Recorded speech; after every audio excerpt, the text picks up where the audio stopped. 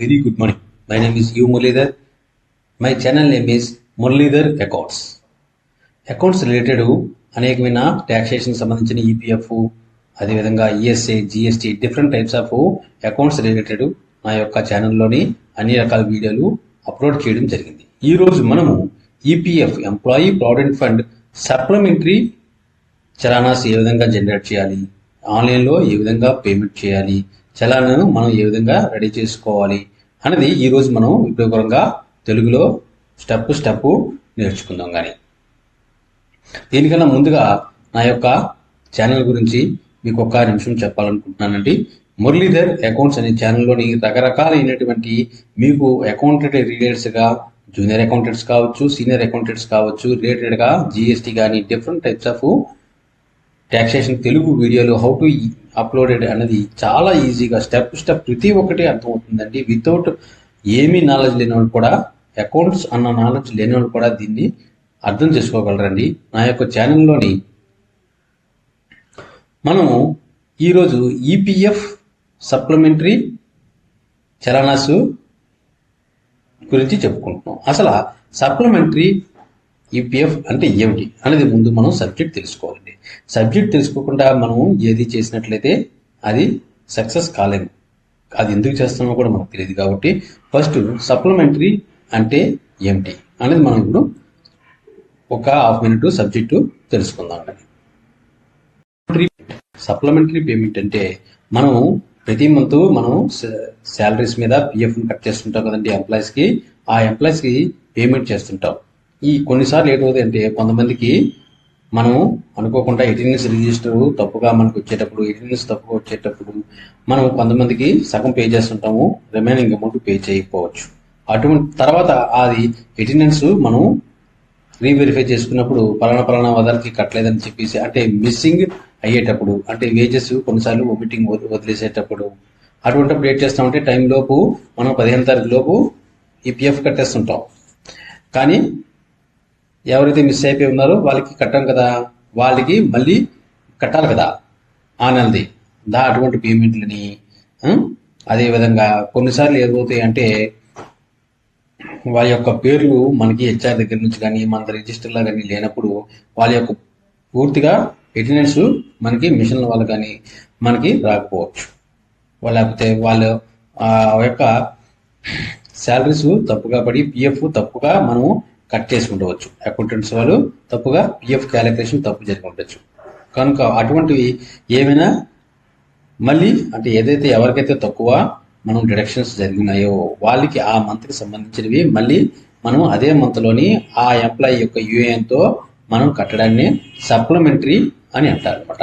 అదే సప్లిమెంటరీ చలానా. ఒక చలానా రూపంలోనే మనం దాన్ని ఒక ఎక్స్ట్రా స్టేట్మెంట్లో మనం ఈసీఆర్ జనరేట్ చేస్తాం కదా, ఆ ఈసీఆర్ జనరేట్ చేసే పద్ధతిలోని ఇది కూడా ప్రిపేర్ చేసి వాళ్ళని ఆయా మంత్రుల్లోని మనం ఈసీఆర్ పద్ధతి విధంగా దీన్ని అప్లోడ్ చేయడం, దాన్ని సప్లిమెంటరీ అని అంటారు.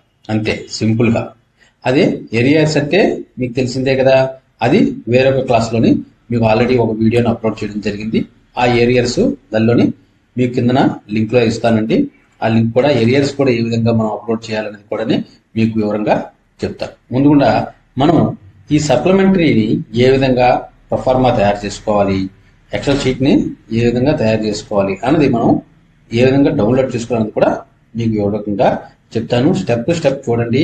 మీరు ఎక్కడ స్కిప్ చేసినట్లయితే సబ్జెక్టు మీరు మిస్ అవుతారు, అర్థం కాదు కూడా. ఈపీఎఫ్ india.gov.in అనే వెబ్సైట్లోకి వెళ్తే provident fund portal home page ఈ విధంగా మనకి ఓపెన్ అవుతుందండి. ఈ హోమ్ పేజ్లోని ఇదిగోండి ఇక్కడ చూసారా ఈసీఆర్ రిటర్న్ పేమెంట్ అనే ఆప్షన్ చూసారా, దీని మీద క్లిక్ చేయగానే ఎంప్లాయర్ పోర్టల్ లాగిన్ పోర్టల్ మనకి ఓపెన్ అవుతుంది. ఇక్కడ ఎంప్లాయీ యొక్క యూజర్ ఐడి,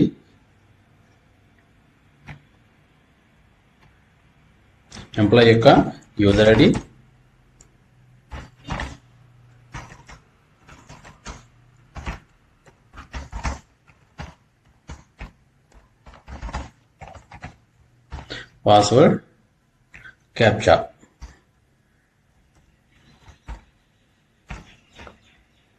ఎంటర్ చేస్తే మనము ఎంప్లాయర్ లాగిన్లోనికి మనం వెళ్తాం. ఎంప్లాయర్ లాగిన్లోకి వెళ్ళిన తర్వాత చూడండి, ఇక్కడ పేమెంట్స్ ఆప్షన్ ఉంది కదా, పేమెంట్స్ ఆప్షన్లో ఈసీఆర్ రిటర్న్ ఫైలింగ్ అనే ఆప్షన్ క్లిక్ చేస్తే మనకి మరొక విండో ఓపెన్ అవుతుంది. దీనిలో ఈసీఆర్ అప్లోడ్ అని క్లిక్ చేయగానే మనకి ఈ విధంగా వస్తుంది. దీనిలో చూసారా ఈసీఆర్ ఫైల్ అప్లోడ్ ఆప్షన్ చూసారా, దీన్ని క్లిక్ చేసిన తర్వాత ఇక్కడ చూడండి క్లిక్ హియర్ టు డౌన్లోడ్ అని చూసారా, ఈ ఆప్షన్ మీద క్లిక్ చేయగానే మనకి హెల్ప్ ఫైల్ ఒకటి ఓపెన్ అవుతుంది. ఈ హెల్ప్ ఫైల్ ఒక పీడిఎఫ్ మనకి ఓపెన్ అవుతుంది. చూడండి, ఇది ఈ హెల్ప్ ఫైల్లోనే ఏముంటాయి అంటే మనం ఇక్కడ కూడా స్టేట్మెంట్ ఇచ్చినాడు. ఇది ఏంటి, సప్లిమెంటరీకి సంబంధించింది. అదేవిధంగా కిందది ఇచ్చింది ఏరియర్ స్టేట్మెంట్, ఏ విధంగా ఎక్సెల్ స్టేట్మెంట్ మనం ఏ విధంగా తయారు చేసుకోవాలనేది ఈ విధంగా ఇచ్చిన్నాడు. ఏరియాస్ ని నేను ఆల్రెడీ క్లాస్ చేస్తున్నానండి, అది మీకు కిందన లింక్ ఇస్తున్నానండి. ఆ లింక్ చూసి మీరు ఏరియాస్ కూడా ఏ విధంగా అప్లోడ్ చేయాలనేది చూడొచ్చు. సేమ్ ప్రాసెస్ ఏనండి, జస్ట్ కొంచెం చేంజింగ్ ఉంటుంది అంతే. ఇప్పుడు మనం సప్లిమెంటరీ గురించి చూద్దాం. కానీ సప్లిమెంటరీలో ఏ కాలమ్స్ ఉంటాయంటే మనం జనరల్గా ఈసీఆర్లో ఏవే అప్లోడ్ చేస్తామో అవే ఉంటాయండి, అంతకని ఏవి ఉండవు. కానీ అప్లోడ్ చేసే పద్ధతి వేరేగా ఉంటుంది. ఇక్కడ ఒకటోది చూడండి, ఫస్ట్ కాలము యూఏఎన్ నెంబర్ అంటే ఎంప్లాయీ యొక్క యూఏఎన్ నెంబరు, రెండో కాలము మెంబర్ నేము, మూడో కాలము గ్రాస్ వేజెస్, అలాగే నాలుగో కాలము యూపీఎఫ్ వేజెస్, ఐదో కాలము EPS wages, employee pension scheme wages, EDLI wages, అలాగే ఎంప్లాయీ ప్రావిడెంట్ ఫండ్ కంట్రిబ్యూషన్, ఆ ఎంప్లాయీ దగ్గర ఎంత కాంట్రిబ్యూషన్ మనము వదిలేసిన దగ్గర మనం ఇప్పుడు అప్లోడ్ చేస్తున్నాము, వదిలేసింది తర్వాత కొన్నిసార్లు మిస్ అవుతుంది. ఇంత సబ్జెక్ట్ చెప్పాను కదా, ఆ విధంగా అనమాట. వదిలేసిన వేజెస్ మనం ఇక్కడ ఎంటర్ చేస్తాం. అలాగే దాని తగ్గట్టే వేజెస్ కూడా తీసుకుంటాం అనమాట. ఉదాహరణకు ఒక 10,000 రూపాయలు జీతం అనుకోండి, అతనికి 10,000 రూపాయల మీద 12% కట్ చేస్తే ఎంత, 10,000 మీద చూడండి 10,000 వేజెస్ అనుకుందాం ఇంటూ 12%.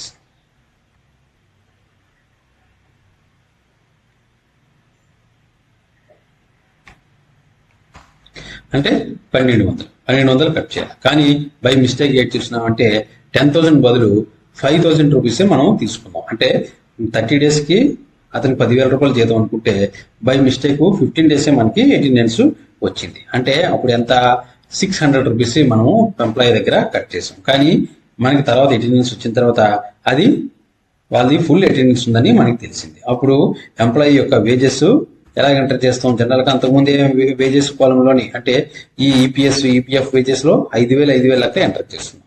కానీ యాక్చువల్గా అతని యొక్క శాలరీ 15,000 అనమాట.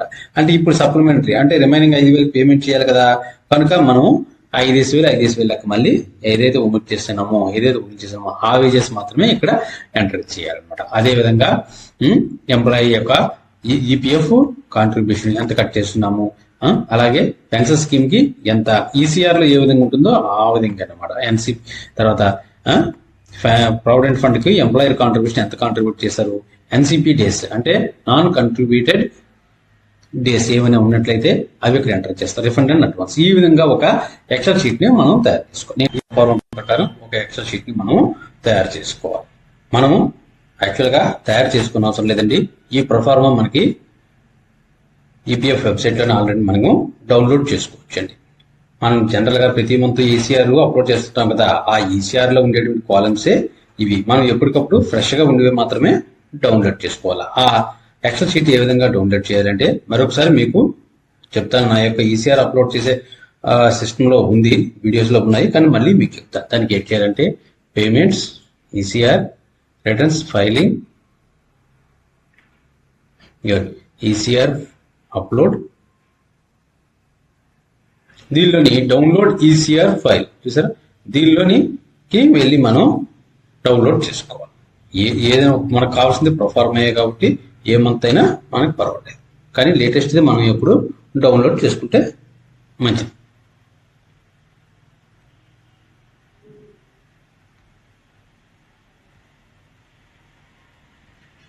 ఈసీఆర్ డౌన్లోడ్ ఒక ఎక్సెల్ షీట్ మనకి ఈ విధంగా డౌన్లోడ్ అవుతుంది. ఈ ఎక్సెల్ షీట్లోని అందరి పేర్లు ఉంటాయి, అంటే ఈపీఎఫ్లోని ఎవరెవరు ఉన్నారో అందరి పేర్లు ఉంటాయి. కానీ మనకి ఎవరెవరు అయితే పేర్లు కట్టలేదో, ఎవరికైతే ఆ యొక్క పిఎఫ్ మనం వదిలేసి ఉంటాం కదా, ఇప్పుడు సప్లిమెంటరీ పేమెంట్ చేస్తున్నాం కదా, వాళ్ళ పేర్లు మాత్రమే మనము ఈ ఎక్సెల్ షీట్లో ఉంచాలి అనమాట. తగ్గిన వాళ్ళందరికీ తీసేసి వాళ్ళకి ఎంతెంత అయితే మనం వదిలేసిన వేజెస్ పిఎఫ్ పేమెంట్ చేస్తున్నామో అవి మాత్రమే మనం ఎంటర్ చేయాలి. ఇవ్వండి, ఈ ఎక్సెల్ షీట్ను ఓపెన్ చేస్తే మనకి వస్తుంది. కానీ నేను ఇవ్వండి వీళ్ళ పేర్లు మాత్రమే నేను వదిలేశాను కాబట్టి వీళ్ళ పేర్లు మాత్రమే మనం తీసుకున్నాం అన్నమాట. ఇది ఎప్పటికప్పుడు ఈ షీటు ఫ్రెష్గా డౌన్లోడ్ చేసుకోవాలండి. మనము మన ఓన్గా క్రియేట్ చేయకూడదు. ఎందుకంటే ఈ నెంబర్స్ ఉన్నాయి చూసారు కదా, ఇది టెక్స్ట్ ఫార్మాట్లో ఉంటుంది. ఈ టెక్స్ట్ ఫార్మాట్ మనం టైప్ చేసినప్పుడు టెక్స్ట్ ఫార్మాట్ మనం ఓన్గా ఎక్సెల్ షీట్ క్రియేట్ చేస్తే టెక్స్ట్ ఫార్మాట్లో రాదు. ఇది అప్లోడ్ కాదు. కనుక ఎక్సెల్ షీటు ఈసీఆర్ పద్ధతిలో డౌన్లోడ్ చేసుకుని మనం ఎవరెవరైతే వదిలేసామో వాళ్ళని పేర్లు ఉంచి తగ్గివన్నీ డిలీట్ చేసేసి ఈ అమౌంట్లు మాత్రం మనము ఫిల్ చేయాలి. అది నేను ఈ ఎంప్లాయీస్ని నేను వదిలేశాను, వీటిని ఫిల్ చేసిన. ఈ విధంగా ఫిల్ చేసిన తర్వాత ఈ మీద నుంచి చూసారా, ఇది డిలీట్ చేసేయాలి. డిలీట్ చేసి ఈ ఎక్సెల్ ఫైల్ని మనము సేవ్ యాజ్లోని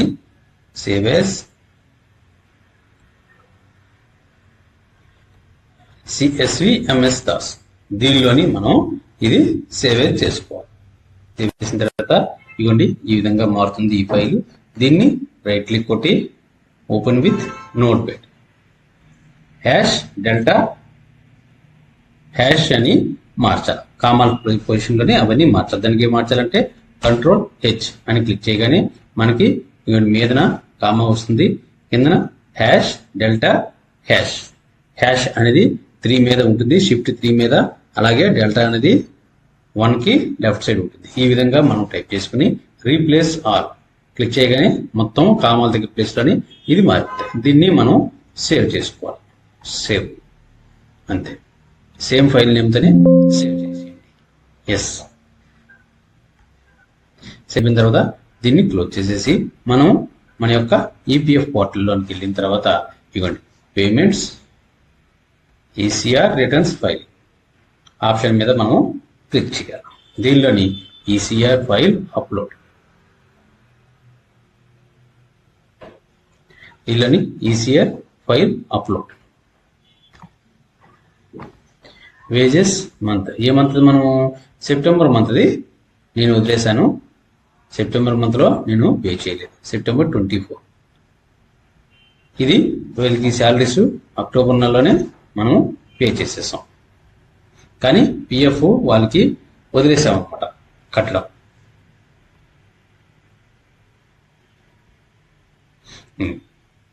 ఈ ఫైల్ని మనం ఇందాక మనం ఫైల్ తయారు చేసాం కదా, ఆ ఫైల్ని సెలెక్ట్ చేయాలి. ఇవ్వండి ఇది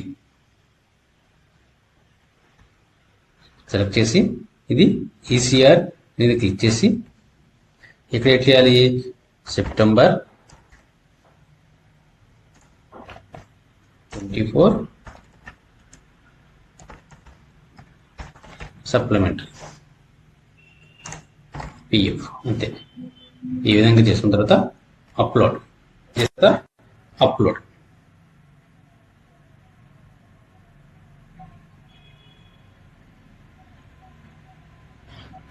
మనకు చూసారా, ఇవ్వండి సెప్టెంబర్ మంత్ది వేజెస్ మనం పే చేస్తున్నాము. 4th October salary distribution date 17 జనవరిన మనం అది ఈసీఆర్ స్టేట్మెంట్ మనం జనరేట్ చేసి సప్లిమెంటరీ రిమార్క్స్ కూడా సప్లిమెంటరీ మనం చేస్తున్నాం. మనం అంతా సరిపోయింది లేదంటే ఈసీఆర్ స్టేట్మెంట్ ఒకసారి డౌన్లోడ్ చేసి కావాలంటే మనం చూసుకోవచ్చు. ఇవ్వండి ఇక్కడ క్లిక్ చేయగానే ఇలాగా ఈ విధంగా ఈసీఆర్ స్టేట్మెంట్ వస్తుందండి. ఇది ఓపెన్ చేసి మనం చూస్తే ఏ ఎంప్లాయీ పేరు, ఇవ్వండి ఇక్కడ ఎంప్లాయీ పేరు చూడండి. ఇక్కడ మనకి రిమార్క్స్లో కూడా సప్లిమెంటరీ పేమెంట్ అని వస్తుంది. ఇవ్వండి ఇక్కడ రిమార్క్స్లో సప్లిమెంటరీ పేమెంట్ వస్తుంది. తర్వాత వేజెస్ మంత్ ఇదిగోండి 15 సెప్టెంబర్ 2024 అని వస్తుంది. మనం ఎప్పుడు అప్లోడ్ చేస్తామని కూడా ఇక్కడ వస్తుంది అనమాట. అది వెరిఫై చేసుకుని ఓకే అనుకుంటే ఇక్కడ వెరిఫై మీద క్లిక్ చేయాలి. క్లిక్ చేయగానే ఓకే అయిన తర్వాత చలన జనరేషన్కి ఇప్పుడు అది ప్రాసెస్ వెళ్తుంది అనమాట. ECR verified successfully, ER number kindly prepare challan for the same. ఇప్పుడు మనం చలానా జనరేట్ చేయాలి.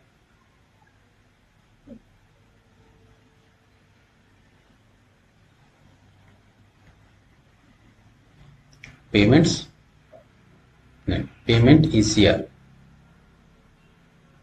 మనం పేమెంట్స్ మీద క్లిక్ చేసి మళ్ళీ బ్యాక్ వెళ్ళి పేమెంట్స్ మీద క్లిక్ చేసి, అంటే ప్రాసెస్ జరుగుతుంది కాబట్టి ఒకసారి బ్యాక్ వెళ్ళి మళ్ళీ ఓపెన్ చేసుకోవాలన్నమాట. ఇవ్వండి ఈసీఆర్ అప్లోడ్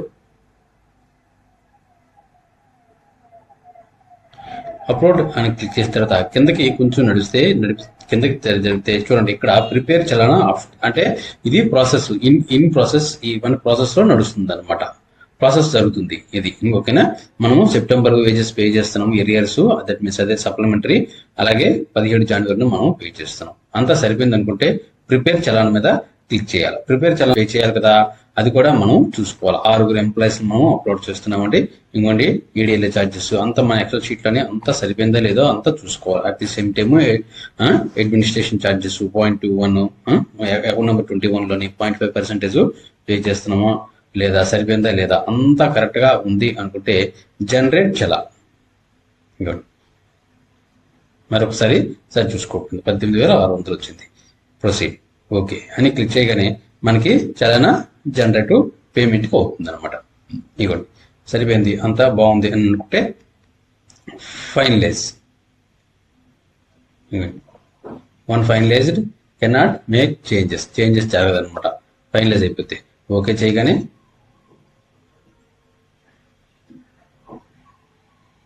మనకి ఈ విధంగా వస్తుంది. ఇక్కడ పే మీద క్లిక్ చేసుకుని మనం ఏ బ్యాంక్ అయితే ఆ బ్యాంక్కి ప్రాసెస్ చేసుకుని పేమెంట్ చేయడమే. ఇదేనండి సప్లిమెంటరీ ప్రావిడెంట్ ఫండ్ పేమెంట్ చేయడం.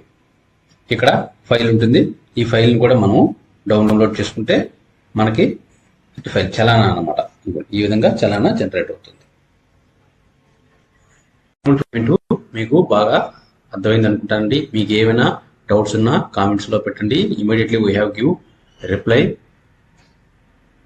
ఈ సబ్జెక్ట్ ని మీ ఫ్రెండ్స్ కి, కొలీగ్స్ కి షేర్ చేయండి. నా యొక్క ఛానల్ మురళీధర్ అకౌంట్స్ గురించి కూడా చెప్పండి. మీకు ఎంతో ఉపయోగపడుతుంది. Thank you very much.